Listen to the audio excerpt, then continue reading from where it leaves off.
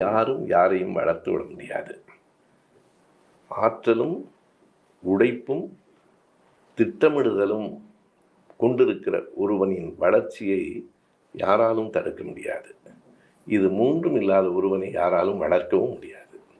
சீமான் வளர்ந்ததற்கு அவருடைய திறமை ஒரு காரணம். அவருடைய பேச்சாற்றல், திறமை. நான் குறைச்செல்லாம் மதிப்பிடுவதே இல்லை. சீமானை விட எனக்கு புகழ் அதிகம் என்றெல்லாம் நான் கற்பனை செய்து கொள்வதும் இல்லை. சீமான் அவருடைய பேச்சு திறமையால் வளர்ந்தார், ஏமாற்றும் திறமையாலும் வளர்ந்தார். அதாவது நீங்கள் நேர்மையாக பேசவில்லை என்பது என் குற்றச்சாட்டு. ஈழத்தை காட்டி ஈழத்தை ஆதரித்து வளர்வது வேறு. நாங்கள் பிரபாகரன் வளர்த்த பிள்ளைகள் எப்போ வளர்த்தார்கள்? நீங்கள் எத்தனை ஆண்டுகள் அவரோடு இருந்தீர்கள்?